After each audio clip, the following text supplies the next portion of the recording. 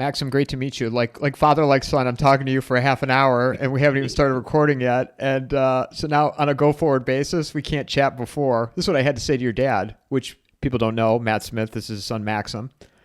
Your dad and I would talk on the phone for an hour, upwards of 2 hours, and I said, from this point on, let's grab this conversation because there's a lot of value. Your dad, we only met a few months ago, but he's made me think a lot differently. Some of the stuff he said, and I'll tell you, it's we've talked about you on there, and I've watched some of your other conversations. Watched your conversation with Sean Newman, and I mean, I look at where I was when I was 19, Maxim. I was a mess. I was an absolute mess. Like your parents would not have wanted you to hang out with me. My parents would have wanted me to hang out with you, but the preparation, like all of it is just, it's fascinating to me. And, I want to start off with that idea and how it was presented to you. Well, thanks for having me on, Mike. I really do appreciate it. The idea, how it was presented to me was, Or here, let's back up a second before you answer that. What is the yeah, preparation?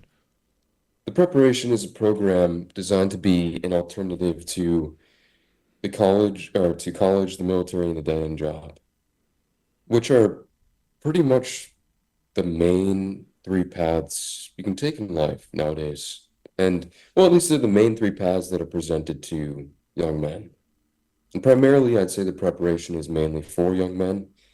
I I mean, sure, young women could go through it, but because this idea has been developed by men, it's it's easier just to focus on it being for young men. So it's an alternative to all those main avenues. And it's about gaining as many skills, um, meeting lots of people, um, learning how to make money on your own terms, gaining as many skills as possible within, I mean, usually I like to say 4 years because that's the typical college range of time. I'd say is about 4 years. But it's the great thing about the preparation, which we're developing more now and developing into a book at the moment, is that it can be tailored to the individual. Whereas college, the military, and a dead-end job funnel you into a hyper-specific path in life where you have to have tunnel vision. There is no room for real outward individual growth outside of this organization or outside of the degree you get, the job you have. It's it's tailored to the individual, so it could be 2 years, it could be 6 months, it could be 6 years for each individual. But as long as you are trying to gain as many skills as you can within that time and actually improving, not just on the side of abilities, which skills would fall under, social skills, life skills, occupational skills, but under character as well, moral character, developing a moral code, being able to become someone that you are happy to be. And I'd say those two aspects, character and ability, are the prime pursuits in the preparation. So it started off with that kind of basic idea, and for me, it really started off with a list from Doug Casey, which was a list of games, activities, and occupations that he thought if young men could learn these things, even just a few of them, that they would be significantly better off than most people. And I can't remember everything on that list, but I think for games it was chess, Go, poker, and bridge. Activities were things like scuba diving, becoming a private pilot, um, tennis, polo, martial arts, learning a second language, um, guitar, piano. And then occupations were things like entrepreneurship, sales, marketing, writing, speaking, uh, a vast array of things. I can't remember all of them. But it started off with that. And from there, my dad spoke to me about it, and EMT was another thing on that list. And I started working on those things. I started working Let me on let me interrupt you, becoming, Maxim, because I want to ask you something yeah, before you started, implementing some of this. So you get yeah. presented this. Were you homeschooled? That you hadn't graduated high school yet, or when did you hmm first hear? How old were you when you first heard about this? I was 17, about to turn 18 at the time. Um, so I was homeschooled at that time. Yeah. So you're homeschooled at that time. So you hear about this idea, and uh, you hear about this idea, and what were your first thoughts? Because you're homeschooled. Were you living in the States? Yes, I was living with my mom in the States in Boise, Idaho at the time. Okay. Yeah. So you have friends that are hanging around with that are the public schools, right? That are going that standard route. Not at that time, actually, no, because we had moved from Denver to Boise, and we were there for 9 months, and then we moved back to Denver. So I was just homeschooled, and I was very isolated there. I didn't have any friends there in Boise, so yeah, no, I was any input, outside input I got about public schools, I got all from my sister, who was going to a public school at the time. So she was going to a public school at the time, but so you didn't have a group of people to hang out with or anything, or like Not what? at that time.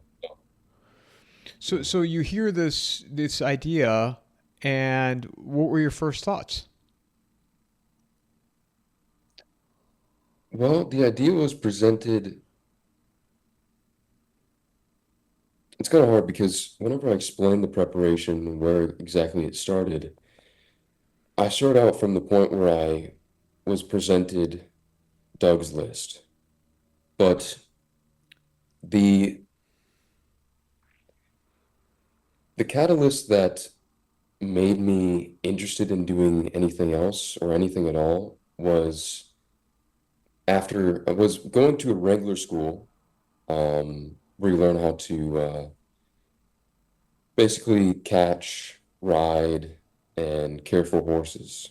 And I did that in, I think, July of um, last year. And it was fantastic. It was a 5-day thing. As I was driving home, it was a 12-hour drive from that place in Wyoming back to Boise. And I was thinking that I wanted to do that as a, maybe not as a career, but as a job. And that I was very interested in it. So I contacted the owner of the Wrangler School, who's a very popular guy now on YouTube. And I emailed them, I texted them, and I said, I had a great time. I don't expect to get paid at all, but I'd like to work for you just to learn some skills. And would that be possible? And every day I was waiting to get a response, waiting to get a response. A week and a half passes by and I hear nothing, not even a no. So I'm disappointed. And it was weird because I'd kind of idolized that guy at first. I'd seen his videos on YouTube and now I go to his school and learn from him. And then, and unless there was unless something weird there was no way they couldn't have seen the text or the email. So I felt rejected from that a little bit, but that caused me to find something else. And I remember at the time my dad saying, uh, okay, that happened, but what are you going to do? No, what are you going to do? And so that was where it led back into uh, Doug's list, finding that Did originally. did you in your mind cross off the idea of going to college or military, or I mean, was that something that you just didn't have interest in? I had realized fairly young that I did not want to go to college. I think there was a brief period where I thought about the military, but I I wanted to go more my dad's path of entrepreneurship than going to college because it just seemed, especially as I began to see more political stuff in colleges, like it was a complete waste of time and money. So at that point, no, I definitely had no plan of going to college. Yeah, Yeah. and I have this conversation with friends of mine that are my age, and I'm 46, which I shared with you, and I have some of them have kids that are your age, a little bit older, and it's different today than when I was going to school, which would have been '96 is when I graduated high school, and I don't feel like it's relevant.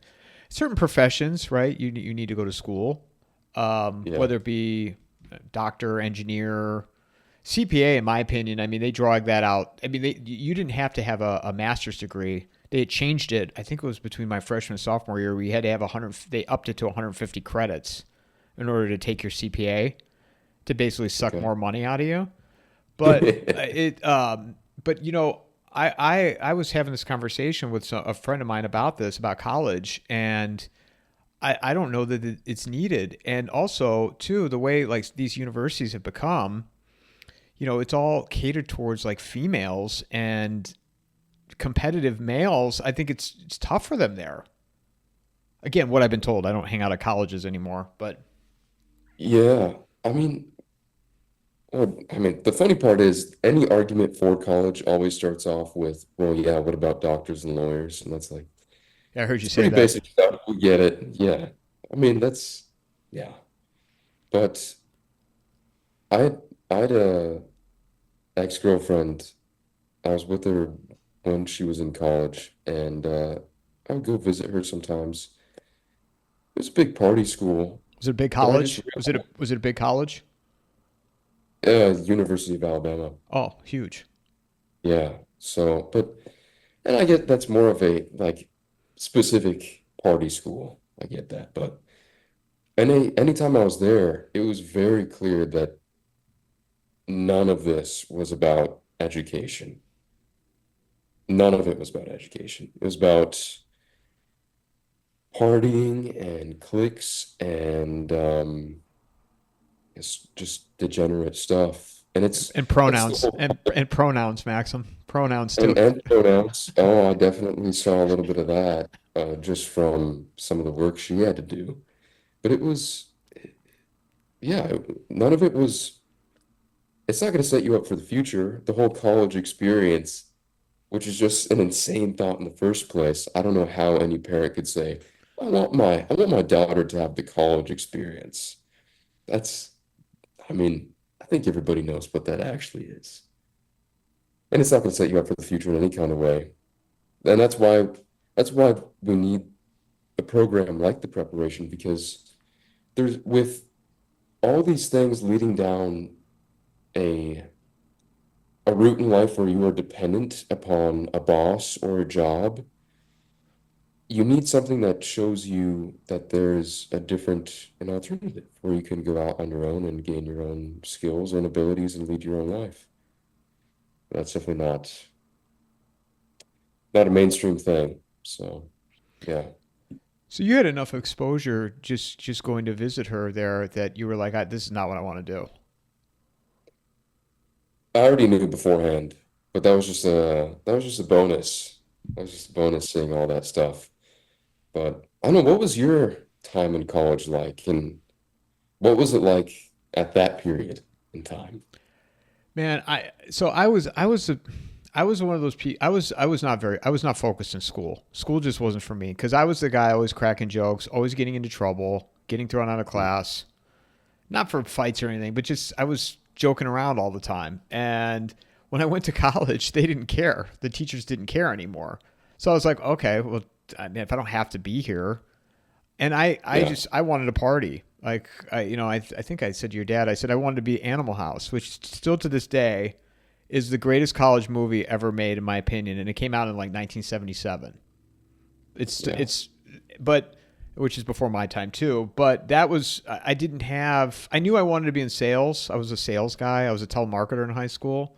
So whatever I did, whatever it was I was going to do, it was some type of selling.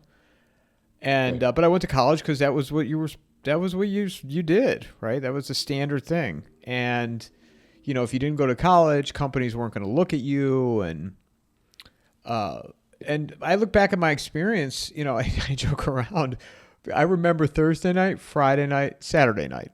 That was what I remember from school, and I remember Friday morning, Saturday morning, and Sunday morning. Felt great at the Yeah. nights, and I felt terrible in the mornings, and didn't learn anything in the classroom. I mean, especially in like today's world, like these colleges they teach you like like so it's a big safe space, and these universities are like big cocoons. Well, it doesn't prepare you for the real world. There's no No, not at preparation all. for the real world. Like the world is a nasty place. There was this article. I never saved it, but it was like 10 or 15 years ago, and it was talking about how the world is like a forest. And there are great things in the forest. There are nice animals in the forest, but there's also very, very bad things in the forest that want to hurt you or poison you or whatever. And colleges like they try to create this cocoon, Mm. and it does Yeah. nothing to prepare you. No, I mean, but that's just extended childhood. I mean, it's weird. Everything's been leading down this path of comfort and safety over time. I mean, even child labor laws. I hate child labor laws because I could have been, I could have learned so much more and done so much more at a younger age, had a little bit more money at a younger age to do more things. With all the child labor laws, nobody wants the responsibility of, I don't know, hiring even a 16-year-old to do something. Because they feel like they'll get in trouble. So, I mean, I remember I wanted to work at Chick-fil-A when I was 15, but I couldn't because they didn't want that responsibility anymore of having to deal with 15-year-olds. But it's just extending that into later years up until people are 22, 23 years old, maybe even older. And it's part of that we were about to talk about this before we started recording, but the 24-page essay about the fate of empires that my dad handed me a few days ago. And it's talking about the rise and decline of empires. And he gets to a certain point where there's affluence and things are easy and peaceful. People become soft, and there's lots of other things at that end point of decline, like widespread information, everybody talking all the time, talking about issues, world issues, issues of the country, of the nation at the time. But all those things have come together, and I think college is just a representation or a real life example of decline in a small way, in a small way. So it's it's definitely not worth it though. If we're talking about the real worth of college, you're wasting maybe 4 years or more and going into tens of thousands of dollars in debt, maybe hundreds of thousands. And that's wild. That's setting you up for absolute failure and servitude, really, for the rest of your life at that point. Maybe, unless you get out of it. Well, and that But shows too. The system is set up to enslave you, and they do it at such a young age because everybody can go to college, run up loans, right? So then you get out, you're in debt. You can't even file bank. You can't get rid of that debt. It stays there forever until it's paid back, and then you're also in that mindset too of like I love what your dad said about that the do be well be doing and have, be do yeah. have why don't instead of me butchering it, why don't you explain it? Like, Well, yeah, that's one of the best basic ideas I think a person can have is that, so simple. So like it's so yeah. simple, and it's just you hear it and you're just like, maybe I need to go to the preparation program with you.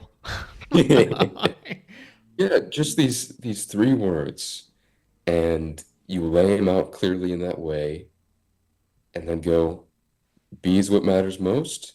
To be, you have to do, and don't worry about the have.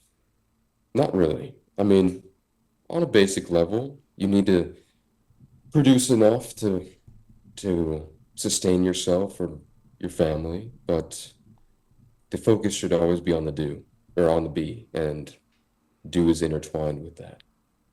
So that's a fantastic idea, though. Fantastic.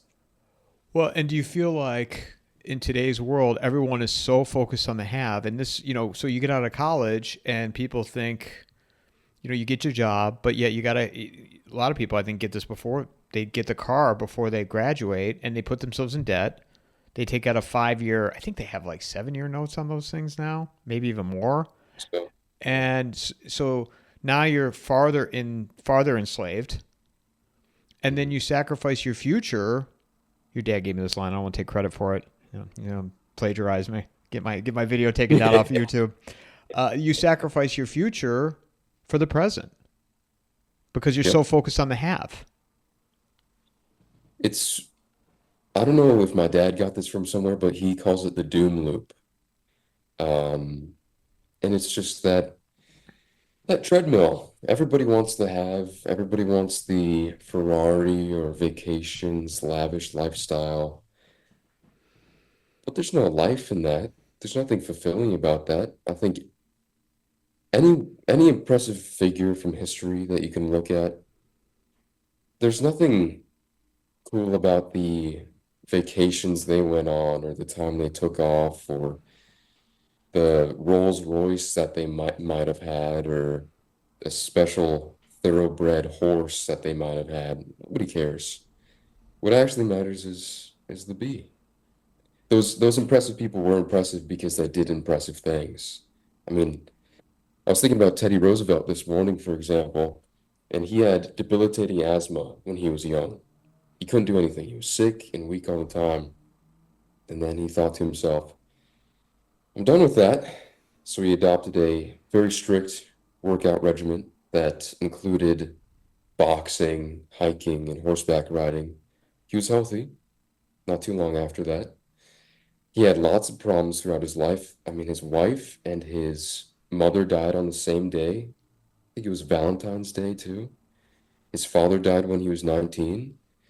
But then he went on to start two cattle ranches and run them successfully for a short period until there were some harsh winters and basically all the cattle were killed. So he abandoned that, went into politics, and then later on in his life, he went on several expeditions, and including going to the Amazon, going down these tributaries in the Amazon forest, taking his son along. Almost everyone died on those expeditions, but he did these things that were impressive, and that was because he decided to be an impressive man. There's life and soul in that. There's no soul in the car you drive or how much money is in your bank account. I mean, it could be a representation of the fruits of good labor, but other than that, it doesn't mean too much, you know? Well, and money So, money always does, can make life a little bit easier. But I've always said if your sole focus is on money, in my opinion, mhm. when you're younger, if you're chasing money, money, money, money, then what happens is, and I see it, people in my age, they've been with their companies or their careers, making good living, nice house, family, kids, whatnot, but they're miserable. They are miserable in their work. Yeah, So, not to say you find something when you're younger that you love to do, and things do change, you change, and your interests change. But when you're constantly chasing money, that to me never doesn't typically end well for people. I watched this commencement, Seinfeld commencement. I don't know if you saw it, Duke University, like 6 months no, ago. It's really good, and he was talking about how he's talking to the graduating class, and he said, you know, if you don't like what you're doing, don't do it. Why go to a job you hate every single day? He's like, just don't mhm. come back at lunch. It was funny. He's like, don't come back to lunch. And they're like, what happened to that guy? I don't know. He went out, got a sandwich, never came back. He's like, what's wrong with working a lot if find something that you like to do or you enjoy doing? Yeah, I think there's a fine line to walk with that, though. I mean, just telling people, especially young people, that because then it becomes a passion-based thing. And if they don't feel passionate about their work, then they'll they'll leave. Like that's a big thing here in Uruguay is that there's no entrepreneurial spirit, there's no real spirit of industry. And people do things just because they feel like doing that thing that day. Or maybe they're passionate about something. So I think it's a fine line to walk with telling people to do what they're interested in, because I've done a lot of things just within the past year that I mean, probably about 90% of the things I do, I have zero interest in. Really? And I found that very helpful to just do it anyway. I Even have no real, even from beginning to end. So it's like for like you started something you had no interest in, and then when it ended, you were like, God, if I never did this again, I'd be fine. that's a good point. Usually it's in the beginning. It's in the beginning, and I develop an interest in it over time. I think that's how learning most things goes, is you just kind of have to throw yourself into something originally that you have no interest in, and eventually it becomes interesting. Like um, I went to a EMT school for 4 months last year, and I had no interest in becoming an EMT, but my dad kind of pushed me into doing it as part of the beginning of the preparation. What didn't And interest you about it, Maxim? Why were you not interested in it? I don't know, I'm not interested in most things. I'm it's hard for me to feel interested in things. Usually I like things if I feel like I have to do them, if I'm obligated to do it. And that's the only way I can motivate myself to do something is if I feel obligated to do it. So I don't know why exactly. But I didn't have any real interest in doing it. And then over time, I became interested in these things. I mean, I probably got the best grades I've ever gotten in my life in EMT school, just from the little bit of interest I gained from doing it. And but that led me into going to a rope rescue course in South Dakota and working on wildfires. And then I became more interested. So it's I think you have to do things that you're not interested in that you know would be better. It would be better if you did do those things ultimately. Yeah, and I agree with that. Let me clarify too, because you're right. Life it's not about passion projects all the time, but also Yeah. you have to. I feel like if whatever it is you decide to do, you have to have some type of interest in it.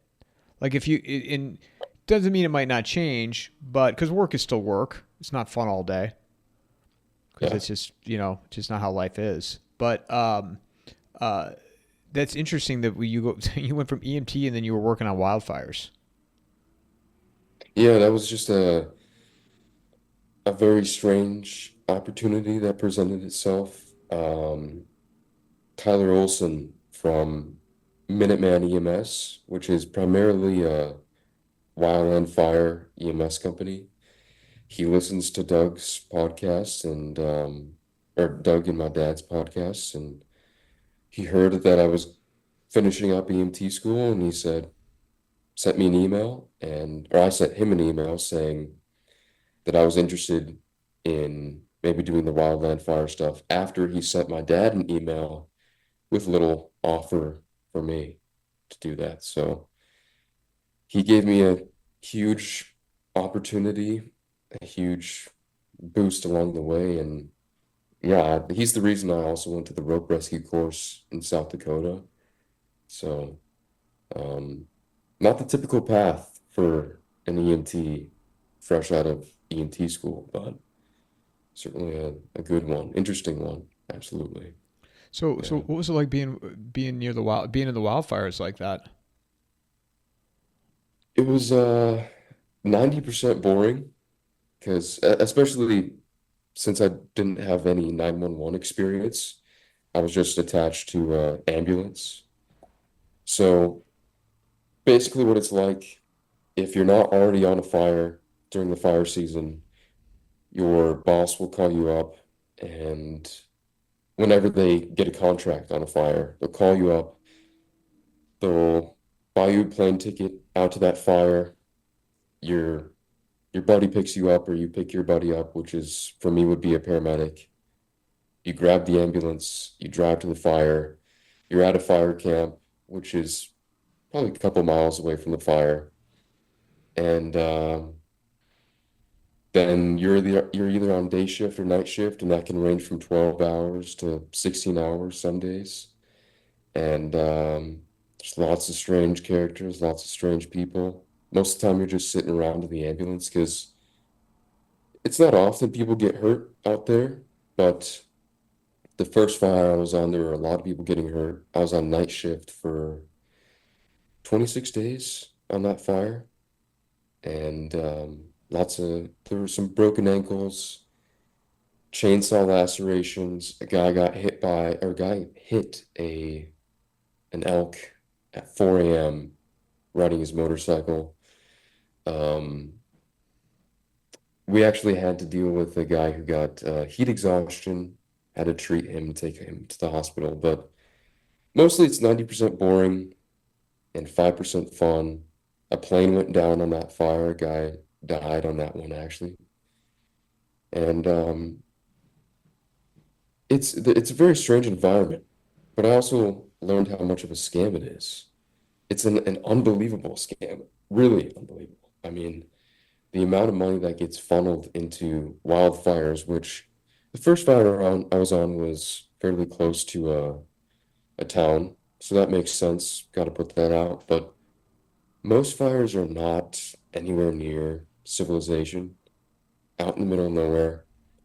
But hundreds of thousands, if not millions of dollars gets dumped into these fires. I mean, for even just for an ambulance to sit on a fire is they get paid $3,000 a day. Um, so it was a very eye-opening event. I remember walking into town just to fuel up the ambulance, or going to town, fuel up the ambulance, and walking into a store or gas station. And I have the greens on, the pants on, I look the part, and everyone's thanking me. I'm like, everybody wants this fire to go on for as long as possible because the longer it goes on, the more money everyone makes. I mean, we get paid on an hourly rate for um, medical personnel, but I was making about $600 a day just being there.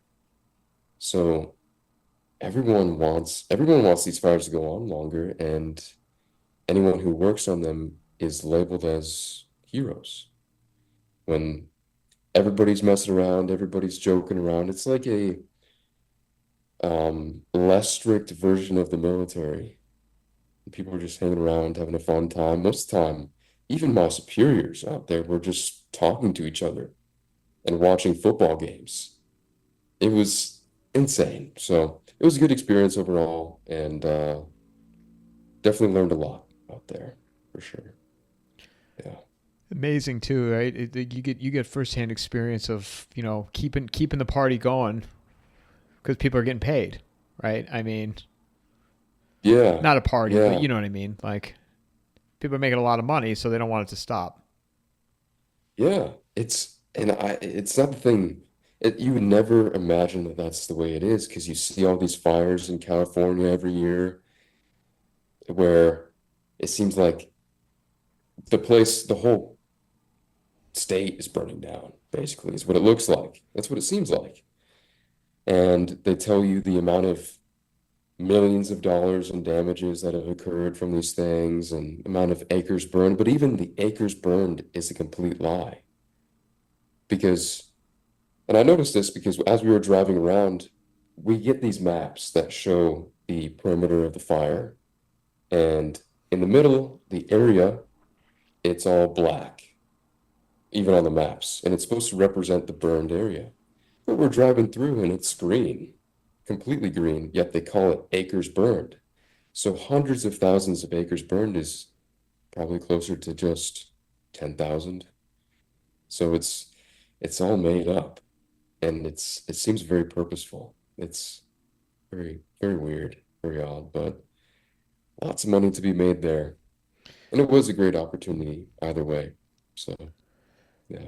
So when you were given the list, right, the games and then the occupation and then the life skill set, was the EMT the first one you chose? EMT was the main occupational skill that I chose, just because my dad was, especially in the beginning, was trying to help me out with a lot of these things. And so we just looked up EMT school in Boise, found one very easily. I think it was maybe $1,500 for the whole course.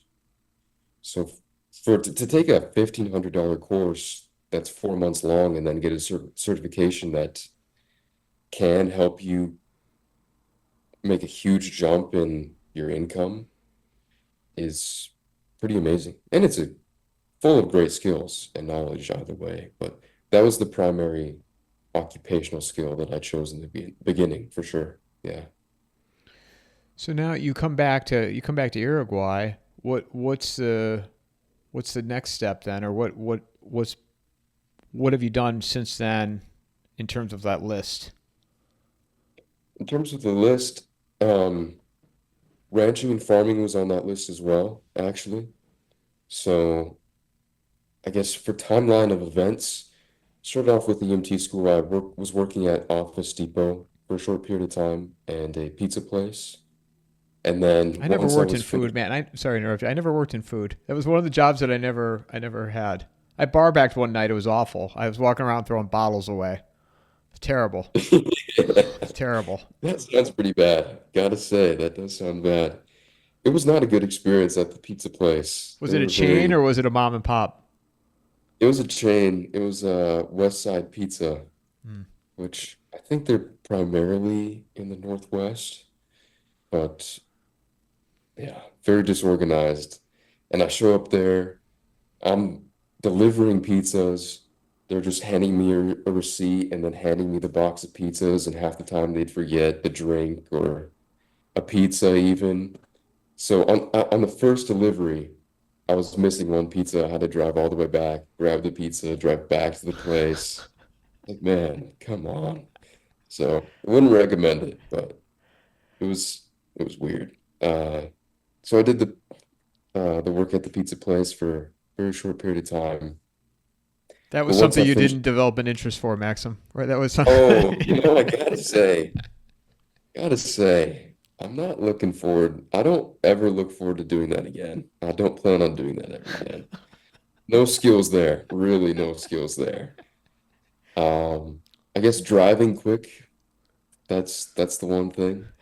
But yeah, finishing EMT school, and that was in November, early November. Then I come back and I sort of become apprentice to our casero here, which he's the like a ranch hand. And I learned how to fix fences, drive tractors, treat cattle, inspect and treat cattle, and learn a lot on the ranching side of things. We actually just artificially inseminated a ton of cows too. So, and I did that last year. Very weird and very invasive, as you can imagine. But lots of skills learned from that, and then from there, started learning a lot more about writing because I created the Substack page where I publish what I do every week, just as an accountability thing, but also to show people what's possible, I guess. And around that time, that's when I got the offer for the wildland fire stuff. Of course, that wouldn't be until the fire season in the US. So I waited around for a little bit here in Uruguay, just doing my ranch stuff. Then I went back to the US in late April of this past year and went to the rope rescue course, became a certified type 2 firefighter, which is a wildland firefighter. And for that, you just need to complete a pack test, which is you carry 45 pounds and you have to go 3 miles in 45 minutes. And then you have to complete another course where they just teach you the basics of digging a fire line, deploying a fire shelter in case you get overrun, fairly basic stuff. And then from there, went to the rope rescue course, started training Brazilian jiu-jitsu, and then went off to fires this past summer. So that was the basic timeline of the more notable events, I'd say. Was jujitsu something that you were interested in, or is that? Yeah, actually, yeah. Um, and at that point, I was kind of just taking another thing from the activities section of Doug's list, martial arts off of that. And because there's Brazilian jiu-jitsu places all over the place, it's very it was very easy to find one very close by. So I did that for about 3 months, and I'd like to pick that back up here at some point soon. But I think part of the preparation is about becoming dangerous, and not only physically. I think it's good to be physically dangerous, but that's just a portion of it. If you become a good writer, a good speaker, an entrepreneur, if you have a large base of skills, even just with a basic fundamental knowledge of a wide variety of skills, you're already much more dangerous than the majority of people, I think. So, but what do you think? I've been trying to ask as many people this question as I can, and I asked some of my paramedic partners on fires this question. If you could design your ideal human being, what skills would they have? Like what character traits would they have and what skills would they have? We can separate it into those two camps. So, just give me the two categories again. What skills would they have? Skills and character traits. So, It's a good question, man. Look at you putting me on the. I gotta answer. I gotta answer questions now. Look at you. yeah, I mean, come on now. So okay, if I could, the skill set part, truthfully, and I'm not just saying this. I think what your dad and Doug have come up with, I find it fascinating, and it's just and it's fascinating as you are the person that's living it right now. And that's why I was asking in the beginning of it, how do you, if you had friends that were friends of yours that went the traditional route, and because it's hard, because people think like, I have to do this, I have to do a 4 year degree, I have to do, so the knowledge that you've already gotten, I mean, you're so young, man. You're not even 20, you're not even 20 yet, right? I'm 19, yeah. So you're Yeah. 19 years old. And you're already getting skill sets that are going to be able to carry with you through the rest of your life, especially the way the world is going, which is a whole nother conversation of, you listen to me and your dad talk we talk Yeah. about where we think this is all going. But these are very, very important skill sets that it's more than a niche to me because not a lot of people can do it. I didn't grow up like that. And my parents were, that was a generation, my grandparents were more of that. But the generation below that, which would be your grandparents, they started to get away from it. Because everything now is like video games and phones and Grubhub and Yeah. having things delivered to you and not going to get anything. So Amazon Amazon stuff. and I mean these phones, man, they just have people like they're just in a trance. It's hard not to be, especially now that all of the media in the form of video is becoming just short form stuff. It's really bad. Yeah. And everything too is like it's all about getting that video on the Instagram or getting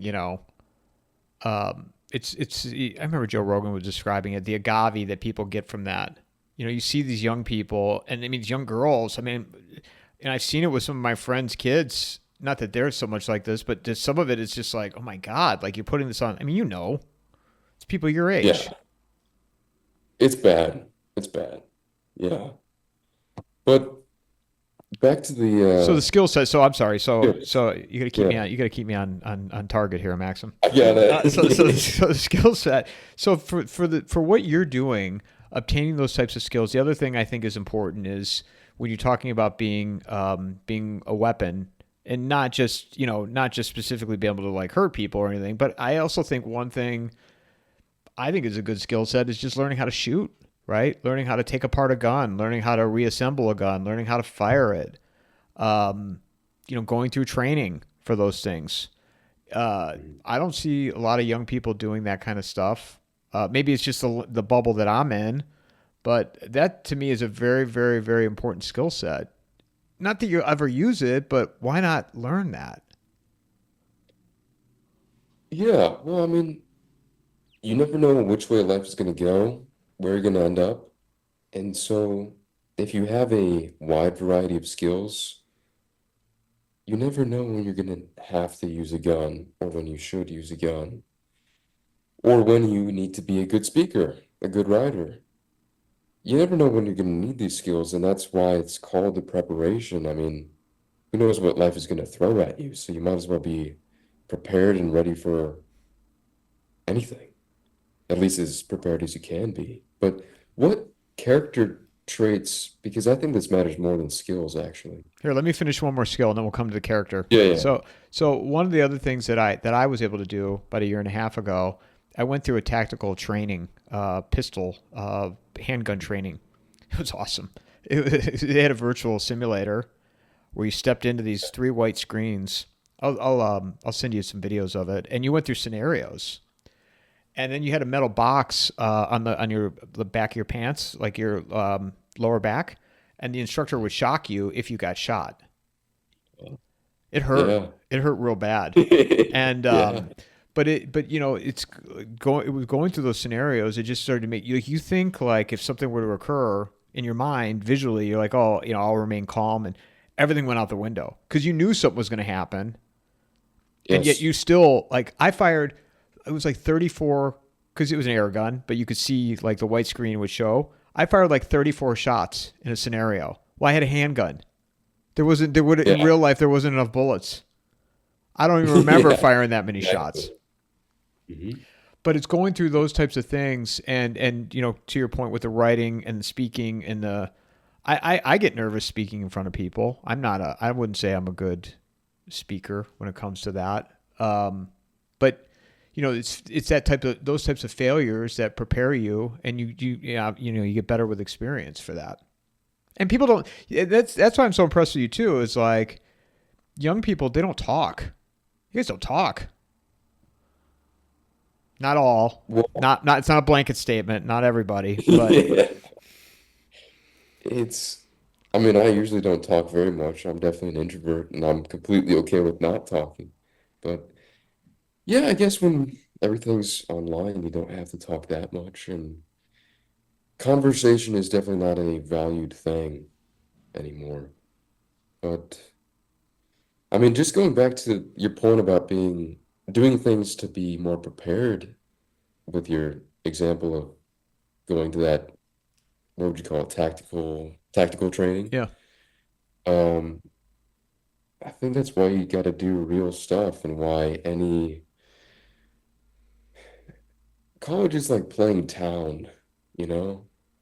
You kind of get the basics or you get an idea of life, but you're not engaged in it. And so when you go out there and actually have real experiences and fail and do real things, then I think you're better prepared over time. I mean, working on the first call I got on the fires was for the guy with heat exhaustion, and he was in rough shape. I mean, he was throwing up, so we couldn't give him water. He would throw up all the liquids. We had to give him IVs. Um, but when I showed up there were lots of communications issues, especially going through driving around in rough country. Comms were bad, and we got wrong directions. So initially we drove in the complete wrong direction, and we had to turn back around to go to this guy.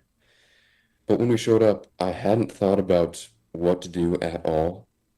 So I showed up completely unprepared, and it was a it was a minor defeat because I get there, I get out, I'm driving as the EMT, I'm the one driving, paramedics in charge, and I'm completely lost. I don't even start gaining uh any patient history, what's been going on with this guy, signs and symptoms, nothing. I don't even get the stretcher out to get him on there because I'm so ill prepared for this moment where I specifically am needed.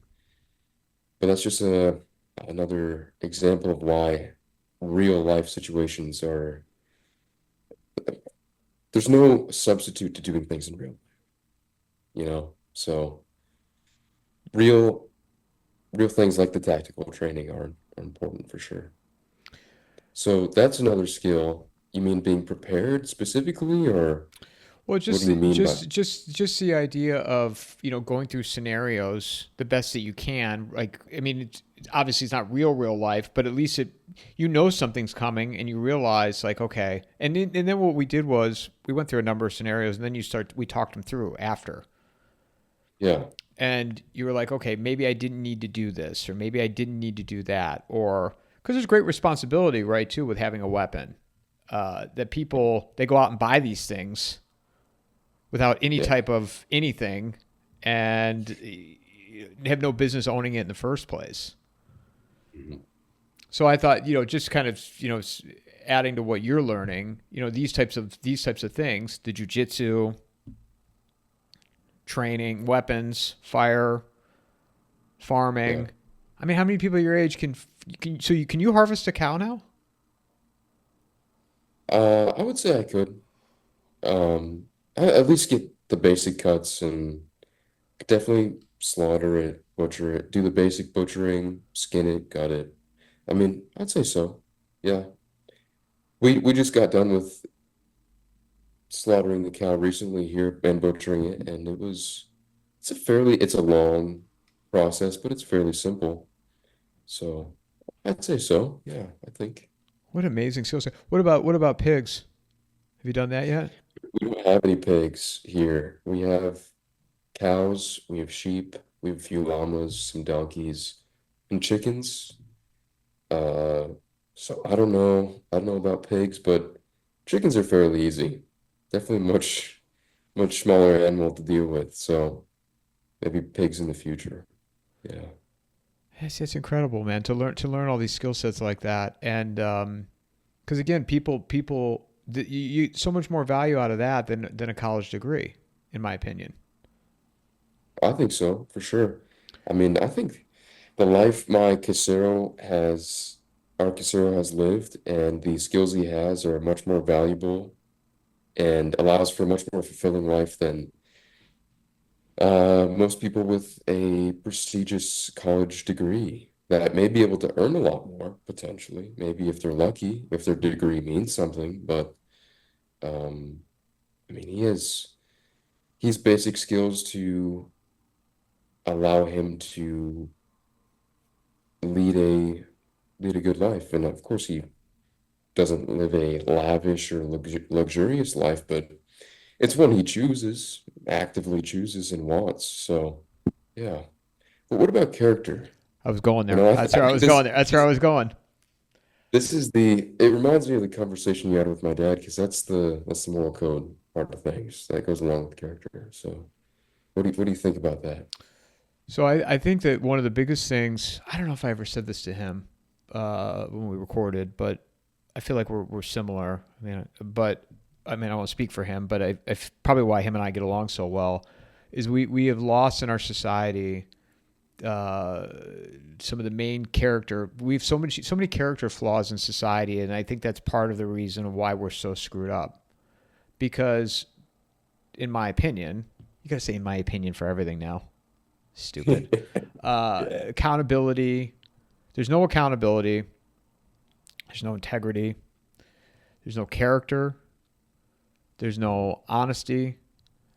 Um, there's no transparency. These are all things that, getting back to what you said earlier about like a fall of society. And I don't know, people say these things like they'll say, but they don't live by it. Like, I don't know how. I mean, I know a few people in my life that they're good, honorable, accountable people. They have integrity, they have character, but I Yeah. don't find that. Even just as society, man, everybody is me, me, me, me, me. Cut you off on the road. Don't open the door Yep. for people. Don't say hello. And you're seeing society. I mean, we're seeing the collapse of society. I don't know if it's different in Uruguay than your time spent in the States. If you notice a difference. There definitely is a big difference between here in the US for sure. Very obvious difference. I mean, people are just generally more kind, even to foreigners like us. They're much more kind than Americans are to other Americans. And people care about the outcomes of things, their close community, and the country as a whole. They really do care. But within the US, it's not even basic courtesies. It extends to a much larger level of being comfortable with participating in a fraud and using a fraud of even on a smaller level and convincing themselves that it's okay because of this, and this reason. That because they're getting screwed over, they should be able to do that to someone else. And I think one of the best examples of this, at least one that comes to mind, is well, the government screws us over, so we should be able to take all their money and use it to kind of spite them, to get back at them. But that's just evil definitely does not conquer evil in any way. And it's like that Bible quote, render unto Caesar what is Caesar's. It's not your money, not actually your money. I mean, if you own a US dollar, you don't actually own it. It's the US. Um, it's owned by the Fed. So, but people have this general idea that it's okay to participate in a fraud or spite someone or screw someone else over because they're being screwed over. So it definitely extends beyond just courtesy of opening a door or not lying, apologizing to someone to their face, or being respectful in general. But of course, that's where it starts off. It starts off on the base layer of um, of those courtesies and extends to the higher levels of things where there's no more, there's not even an ounce of a moral code of thinking, no, this is actually wrong for me to do. And that's something that hopefully we'll emphasize well in the preparation book that we're trying to write now. That the only thing that really matters, all the skills can go out the window.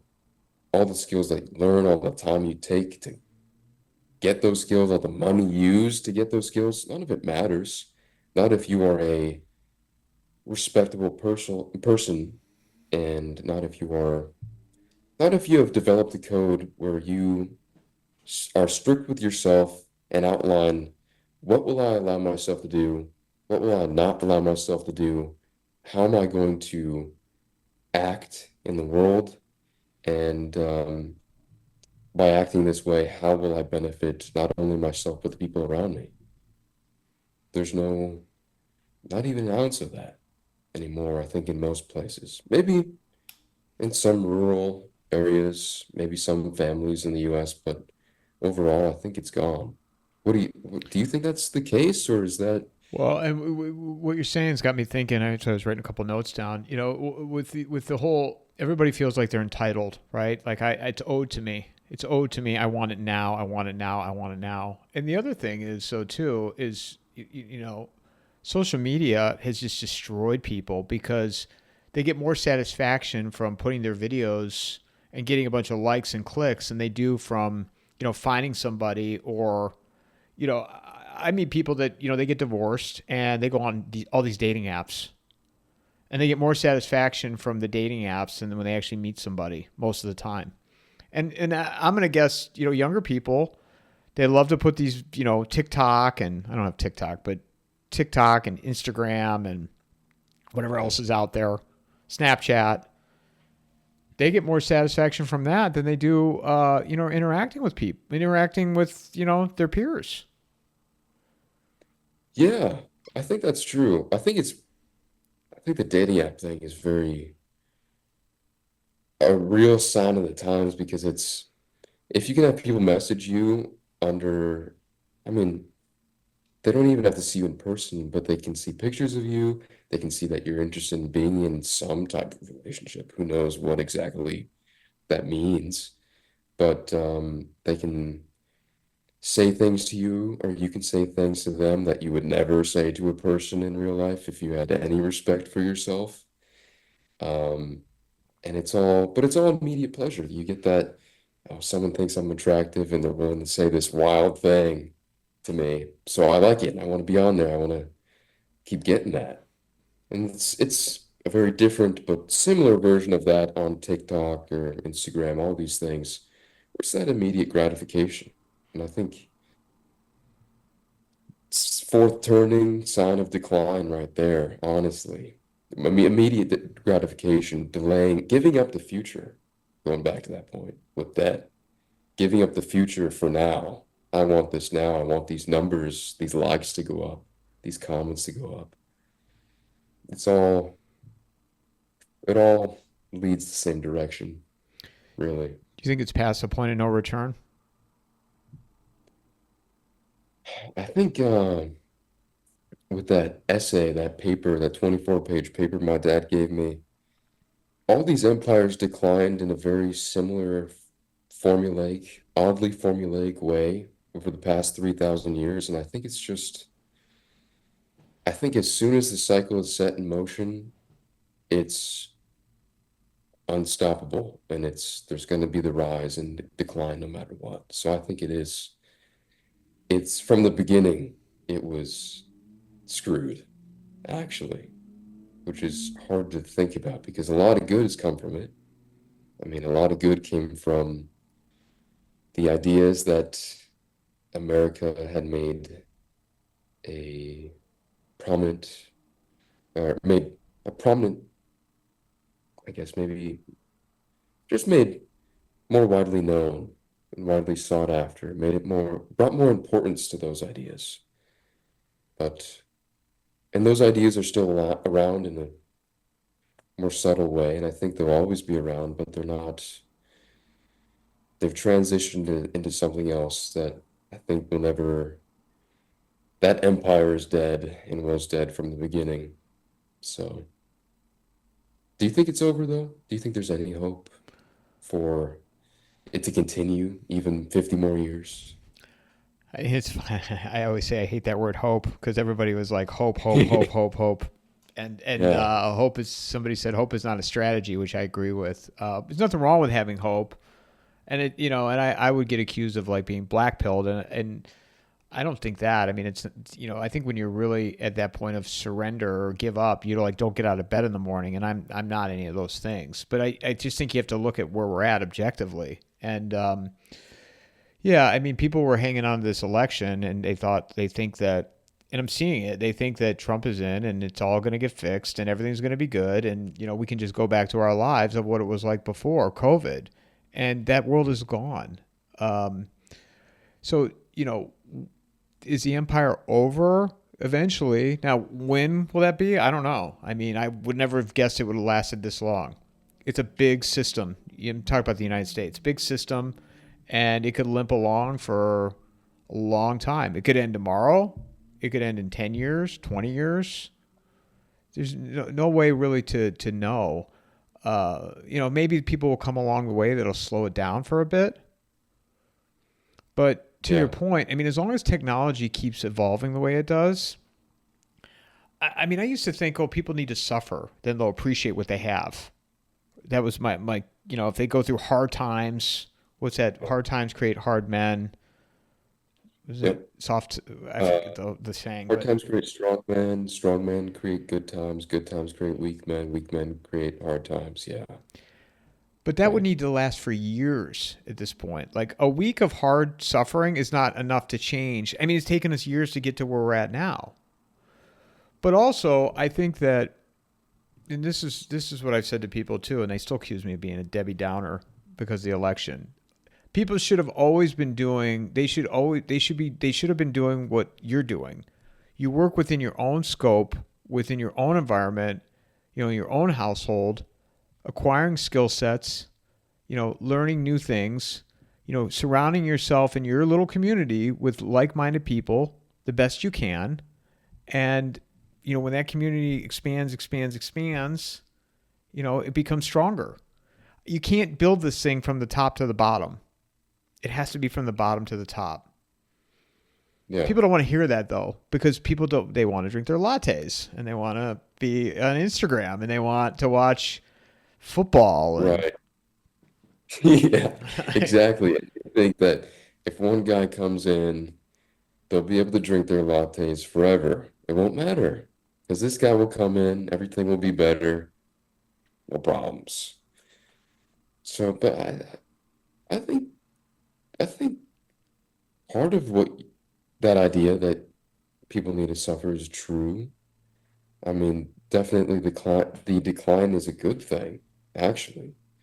I mean, if we've gotten to the point where we need, we're addicted to technology and we can't uphold our own set of morals and we have no connections to even a small community, what's the point?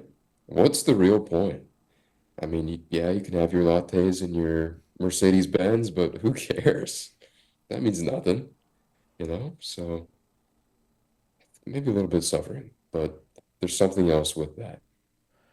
well, and I don't it's know. you know you go back and look at history. I mean, my grandparents, that generation, they're all gone now, but they grew up in the Great Depression. I mean, my grandma was 1917 she was born, so life was hard. And my grandfather had to drop out of high school and go to work. He didn't have a choice. Mhm. And so that suffering went on for years, but it made people tough. We're so weak. And I don't see how, unless you had the grid go down or the ability of these social media and these platforms to not exist anymore any longer, that could somehow get back to our basics, back to our foundation, in my opinion. Mhm. But because then you have to live in the real world again. See, this is where, like, I knew that world before. It'd be an adjustment if they went away, but the younger people, they don't know any different. But wouldn't that be if the grid went down or there was some event where, let's just say social media phones disappeared completely. That's just getting rid of a symptom, isn't it? I mean, isn't the core problem the people themselves more than it is the things they have? Because I think you can have a phone without being a slave to it or anything like that. I think it's just that people don't have, it's a readjustment of values that needs to take place. Am I wrong, do you think? Or I don't think. I think the phones and the social media and all the distractions that associate with it. I think it's a big contributor. It's not just one thing.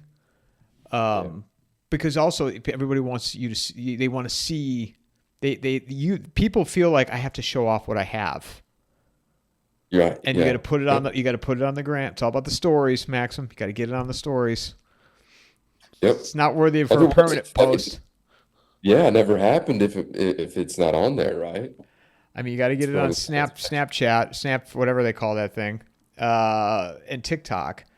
So, and I'm not saying the government to come in and just take it all away either, because that's a whole nother problem. Yeah, yeah, of course.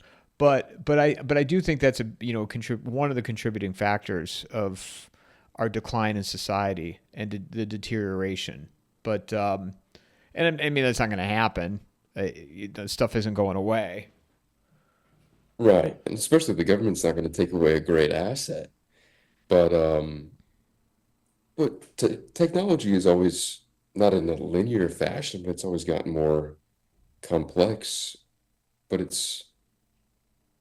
always goes back to the people and their orientation of what actually matters that affects things. It's not how, even though technology has progressed and militaries have gotten more powerful, more knowledge has been acquired, it all follows the same cycle. And if people don't have a framework, a moral framework to work within, it goes back to the same decline and fall, collapse every time. So social media is just a symptom. Phones are just a symptom, and maybe they won't be a bad thing in the future. They're a bad thing now, but it's just the people, Well, I people want to think. be told. They want to be told what to do. They'd rather the government come in and tell them what to do rather than think on their own. they've removed the idea of critical thinking, common sense, and they've done that in the public schools. Young is probably kindergarten and all the way through college, which we touched on that. They want people to be robots. So Yeah. the phone and all that other stuff is a contributing factor for just people to be robots. Debt is another one. Keep people robots. They've got to go to work.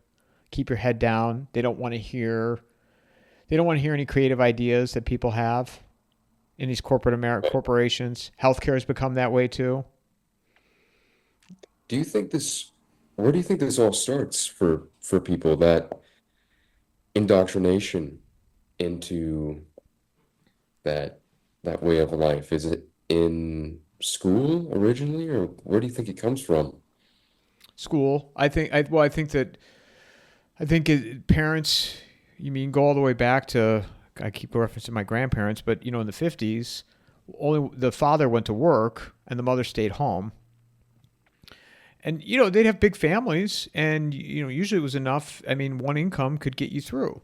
You might only have one car, but you didn't really need two cars at that time either. But again, they were all coming off the Depression and World War II. And so people, they just didn't waste things, right? You made a meal the next day. I mean, I remember going to my grandparents. We'd have dinner one night. And the next day was leftovers. Just dry Yeah. chicken and like dry mashed potatoes or whatever. But they didn't waste food. And you just didn't waste anything. But so, over time, I mean, that's the one thing about these people. And I don't even say like the Democrats versus Republicans. They Yeah. just the collective, they've just chipped away, right? They've worked their way into the school systems. They get tenure, makes it you can't get rid of people. uh you know Parents both started going to work. My kids at Yeah. school, they're fine. I mean, I've talked about how you'll find this interesting. My hometown, town called Strongsville, Ohio, right outside of Cleveland. It's like, I don't know, 40, 50,000 people. And I'm like the only one bothered by this. They passed a law or a rule at the school that they can drug test as young as sixth grade, sixth to 12th Really? grade. That's wild. Well, I'm like, man, I'm not even a parent and I have an issue with this. Nobody had a problem with it. Like, very few Yeah. people had an issue with it. And I look back at that as because people don't want to be bothered with parenting. Right. Yeah, And it's and you're just, turning more over to the state to control. yeah. I think it is that what I don't know who, maybe Doug talked about it on a podcast a few years ago about this guy, John Taylor Gatto. He was a school teacher for I think over 30 years up until late 90s at a public school in New York, I'm pretty sure. And he wrote all these books about how terrible school is. And it's all, a lot of it's just the cliche stuff that you'd say as a kid, like it feels like a prison, which it does feel like a prison. It literally is a prison environment. You have a bell telling you when you can go from one place to the next. You have people usher you from one place to the next. You have to sit down and not say anything until you can raise your hand. I mean, it's all, but because, yeah, I guess you're just putting responsibility, parents are putting responsibility on teachers and going, oh, they can handle it. They have the credentials, so they must know what they're doing. And I saw a lot of crazy stuff, even in both uh, public and private schools. Lots of political stuff in 2019 and 2020. I was going from eighth grade, middle school, to I did go to a public high school for 3 months during COVID. It was all online, but I had my math teacher one day. I log on to Zoom and she's talking about her favorite politicians to start off class. Um, that was at the public school. At the private school, they brought in the Anti-Defamation League and they sat us down in a circle. And the first thing they had us do, it was supposed to be about bullying, but they sit us down and they have us go around and, say like what our name is, what we're interested in, and our pronouns. That's the first thing they have us do. So they get around to me and I go, they ask me what my pronouns are, and I go, "What do you think?" And nobody says anything. All the teachers keep their mouths shut and they just move on. And anytime I raised my hand after that to say something, they wouldn't even look at me. But there was some wild stuff. They showed us Teen Vogue videos where they were talking about cultural appropriation and costumes that you can't wear over Halloween. I mean, the fact that you can be a parent and just pay no attention to your child's education is wild. Because weird things happen. It's it's wild. And they know that, and that's what, and they capitalize on it, and they play the long game with all this. And that's why I mean, I think the a friend of mine comes on here. He's a professor, and he says the golden era of academia is over. Now, what will that look like 10 years from now? Remains to be seen. But I think what you're doing, it's incredible. And so I'm curious. What's the next skill set you're gonna grab onto? Are you playing chess? I'm still playing chess. You like it? Yeah, I do like it. I'm pretty bad at it, though, I gotta say. Pretty bad at it. It's just something I do, more of a discipline-based thing. I do 30 minutes of chess every day. You play online? Uh, yeah, chess.com. Yeah.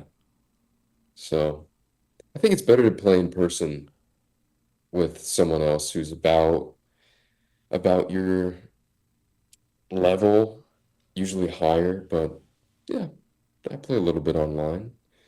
It's good. It's interesting. I used to love to play Yeah. chess when I was a kid. I mean, I couldn't remember. They'd have all these strategies and Yeah. like all these moves and or whatever. I mean, I didn't know any of that. It wasn't to that level, but I enjoyed playing it. And I always said when I get really really old and I can't run anymore, that's what I'm going to go back to playing because I enjoyed it, and it's one of those things Yeah. you can do forever. Um, Right. one of my favorite movies is from the '80s called Searching for Bobby Fischer, which is a movie if you haven't seen, it's fantastic. And Bobby Fischer was a legendary chess player. He died. He went nuts. But he was a. They were looking for the next Bobby Fischer. It was based on a true story. But you'd have these bums in Central Park, and you could go play chess with them. Pay them like $10, and you sit there and play chess. And they're pretty good. Well, in the movie they portrayed him as that, but I don't know like now what it's like there. But yeah, it was they had other kinds of board games and stuff there too that you could play. But it's just such a good that it's just such a good discipline to play that rather than like scrolling through your phone and playing video games. It really does force you to think. It really does. I mean, I I have a friend, I think he's in his 60s, but he's a very, very smart individual, fantastic chess player. And every once in a while, I get on a call with him and he analyzes some of my games that I've played in the past. And he always tells me, like, you just gotta, every time a move is made by you or the other person, you gotta ask yourself, what has changed? Think about everything that's changed across the board. I think that's just helpful with life in general. What has changed and how can I move forward? But it's just a good discipline thing as well. Force yourself to think more. It is way better than scrolling through Instagram Reels or TikTok. So, yeah. But what other discipline-based things do you think are good to do on a daily or weekly basis? Do you think that would actually improve you in any way? But maybe a new skill or just character, even, maybe? I think for me it would be, and I've said this, and I've come to terms with it. I'm just not a reader. I'm not a book reader, but I should be allocating more time to read every day. Because when you Yeah. read, it makes you think more. You can interpret things better, even from if you ever go the route of contracts, terms and conditions. Um, and yeah, I mean, that's something that I think would be, for me personally, would be a skill set I should work on. Because you never stop learning. Right. It's there's always different ways you can improve. So that's like the first thing that comes to my mind for me personally, just reading more. I mean, I'm a little injured right now, but I try to run every day. Um, and Yeah. I think having a certain type of eating regimen is good. Hmm. You know, even though Yeah. I went back and visited my mother and I was eating cookies and pumpkin bread and all that, but I try to stay away from a lot of that stuff. I've been slacking too. I think I've probably eaten over 20 cookies within the last couple of days, you nonstop. you're 19, man. You can get away with it. You can get hit by a car, and an hour later you'll be fine. When you get to your dad and I age, you don't have that. You don't have that margin of error like you do when you're 19. Uh, You'll see. that's that's true. I believe it, but still, I haven't felt good because of it. It's Uh, amazing when you eat yeah, that stuff, though, how it doesn't. It's when I was younger. I mean, I drank a lot. I ate terrible. I weighed a lot more than what I do now, and when you start moving away from that stuff, and I swear, man, I mean, I'm a huge believer in carnivore, and that stuff to me, man, is like you wake up in the morning, intermittent fasting, which you don't even. I mean, really, it's just not eating 2 to 3 hours before you go to bed. yeah, okay, But just like to me, a lot of like you can eat a good quantity of food just having meat. for sure, for sure. Especially with all the beef we have here packed in the freezer now. Why eat much else than that? I like having a little bit of carbs personally, but can definitely get a lot in and you feel full, feel good, energized. Absolutely. I see. Carnivore is an interesting thing. Yeah, You like it or you good don't like? diet. You like it or believe in it I or? think it's maybe not for younger people. If you're still growing, it's probably not the best thing. Um, because I did it for a very, very short period of time and I felt like I lost a lot of energy. But maybe that's just a temporary symptom of it. I don't know. What's what's your experience been with it? Have you felt more energy? Have you felt better overall? I Yeah, I mean, don't. I don't get this whole like. There's some carnivore people. They're like they make it sound like you turn into a unicorn. I didn't get that. yeah, Like the mental right. clarity, and I'm not saying they don't feel that way. I didn't. I didn't get that sense of it. Like it didn't make me taller. It didn't make me. I didn't become a PhD scholar in nuclear engineering. But it does keep for me. It keeps my weight in line, and I wake up in the morning feeling better versus like when you eat cookies the night before or any type of processed stuff or alcohol. Yeah. Um, when I like run in the morning, it slowed me down by not having Mhm. those carbs. But I didn't care. I'm like at 46, I'm not fast anyway. I never was fast. I was always a slow runner, so I didn't care. So I mean, I think overall the pluses outweigh the negatives. Nothing wrong with Yeah. having a nice big salad. I mean, I used to love salads and that kind of stuff. Mhm. But yeah, I mean, it also too. It's like I think the definition when you eat that way for a while and not eating those carbs, you just see the definition that I had never seen before. Yeah. Yeah. Definitely no lean abs out of nowhere, like you said, with becoming a unicorn, but sure it makes you feel a whole lot better. People are like, oh, the mental clarity. I'm like, okay, well, I didn't see any of that. Like, yeah, Superhuman out of nowhere, huh? what's that? Just you become a superhuman out of Yeah, I nowhere. could jump off a 10-story building Yeah. and I'd be fine Yeah. because I had two steaks. Like, Yeah. Well, and the liver. oh Don't yeah, the forget liver. about the Oh liver. yeah, Come on now. yeah, that's right. The liver. The liver is key. You're slacking if you don't have the liver. So, Basic stuff here. when's the book coming out? Any idea what where that's at? Um, we are we're getting things together and we have changed the format of the book completely. Beforehand, we had long chapters, but just looking back at it all recently, and now that Doug's back in Uruguay, um, and that we'll start meeting with him to interview him and get some stories out of him for the book. We've begun to get back to writing the book, and we think that short chapters are better. I think it's just easier for people to handle a single idea, and they're written more like essays at the moment, individual essays, one idea, one thing, move on to the next thing. So we've been getting a fair amount done recently. We're going to present it to Doug and have those conversations with him in the near future here. Um, So we'll see how it goes. He might not like the format. He might want to change something around, or maybe we have to toss the whole thing out again and start from scratch. But I'd say a couple months. I think my dad mentioned to you that we would self-publish it. I'm pretty sure he said that, but I can't imagine it would take too long. Of course, we said that almost a year ago when we first started trying to take a stab at it, but I think maybe 3 months, 2, 3 months. Yeah, I can't wait to read So it, man. I can't wait for you guys for it to come out, and yeah, I'm looking forward to that.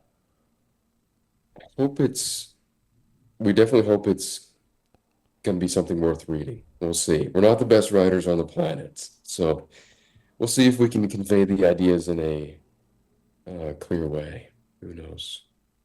Hopefully. Well, but your Substack. So, where can people find your Substack? It would be the preparation.com is where they can find the Substack, and that'll just lead you directly to there. And that's just where I post. I just call it what I do this week or what I did this week, and it's exactly that, an outline of what I did in the past week, and it's meant to hold me accountable so I can keep making good progress over time and also show people what's possible. So yeah, the preparation.com is where people can find me. You gonna work your way back into jujitsu? I'd like to. There's quite a few jujitsu gyms here, but being out on the farm, about an hour away Mm. from some of them, so it's not worth making the trip regularly. And especially now that we're working on the book, I want to be here so that I'm more focused on just getting it done. Get it done, move that out of the way, and then maybe start doing some jujitsu again. We'll see.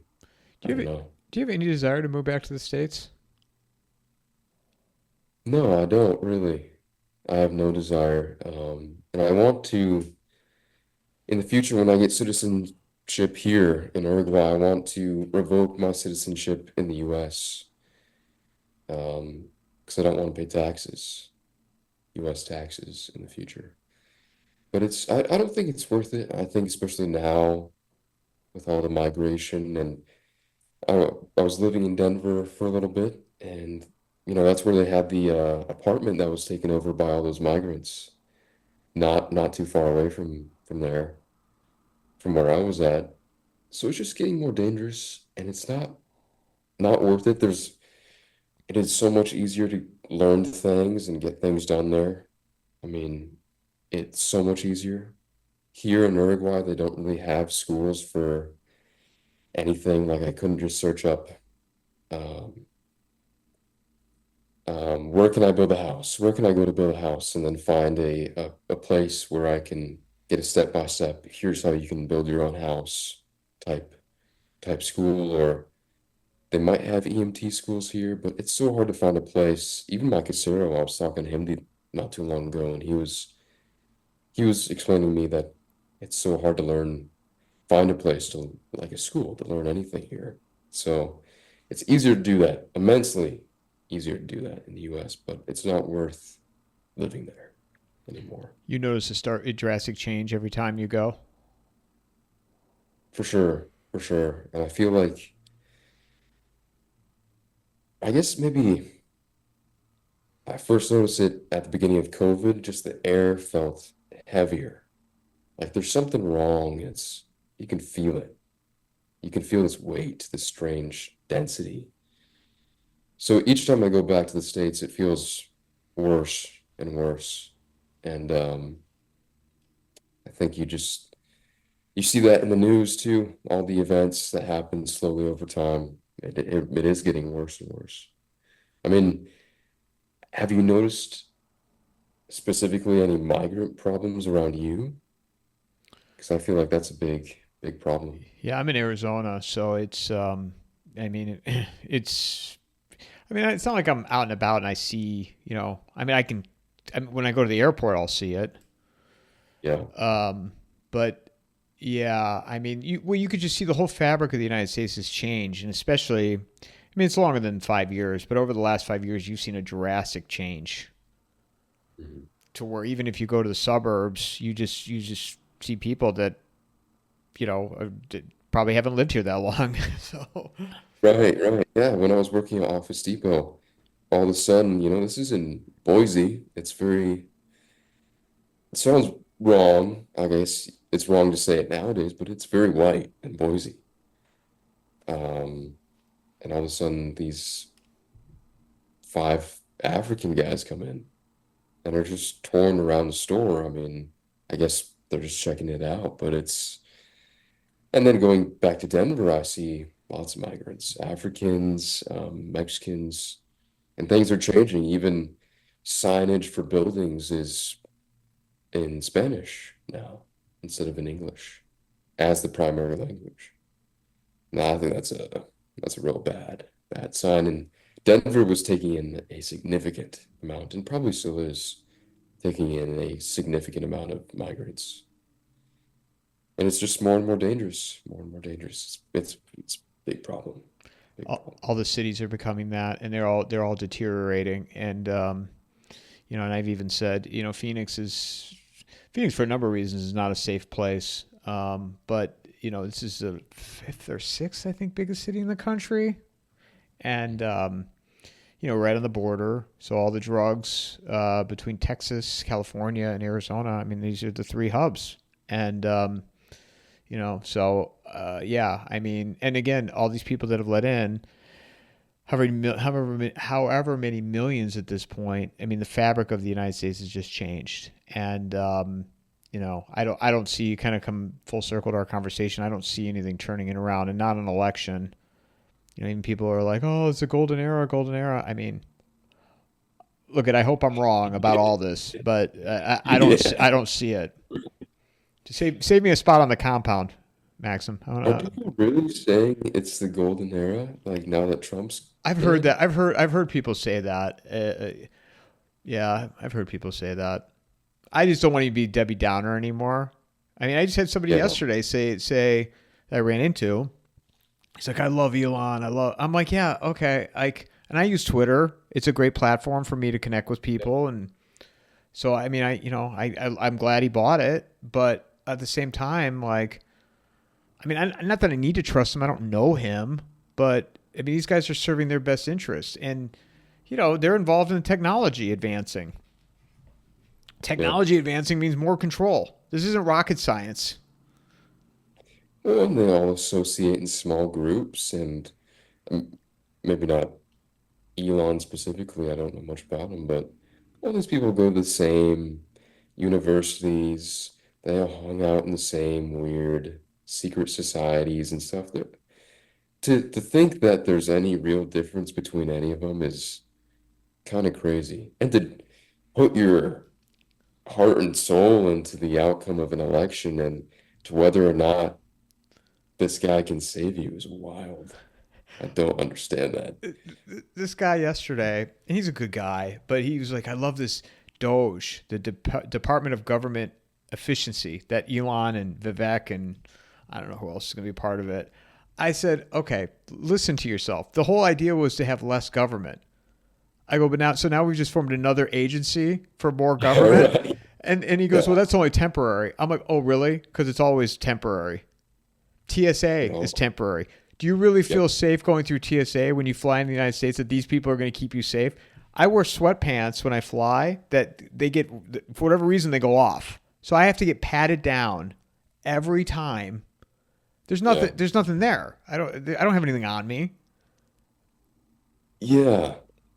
Well, with TSA in particular, it's clear that they're incompetent individuals. But The that was fact that you, that was created for after 9/11, and people were all on yeah, board with it. Like, people were all on board with it. Yeah, yeah, yeah. Well, this stuff never goes away. So now we have another government agency, which I thought was the whole point, was have less government. But now we have another agency created to find government inefficiencies. and this new one is actually called Doge. Doge. Yeah. So that's just that's like Dogecoin, which is all this is based off of a meme of a dog. I don't know what breed it is, but it's all based off of a meme of this one dog from probably like 15 years ago at this point. So the fact that they would create or have the idea of creating a new government institution based off of that name just shows that it's all a joke. There's nothing serious about it. I mean, at least that's what it seems like. I don't know. I could be wrong, but Maybe we're all wrong, Max. Maybe we have no idea. You know, the last hour and a half, we're all wrong, and Trump's going to come in, and it's going to be butterflies. It's going to be butterflies and unicorns. $1 per gallon of gas, no problems. Life's going to be great. Inflation will disappear. The Democrats are gone Over. forever. It's over. It's over. Trump is emperor. Yeah, it's over. Yeah. Julius Caesar. Yeah. Maxim, thanks for doing this. I appreciate it. Love to have you back on. And maybe when the book comes out, we'll talk about it more. And I can't wait to hear even 2-3 months from now what you're up to. And, you know, it's fascinating conversation, man. And, you know, I just thank you again. Yeah, I love talking to you, Mike. I really do appreciate you having me on, and I hope I can be on sometime in the near future. Absolutely. Mic drop.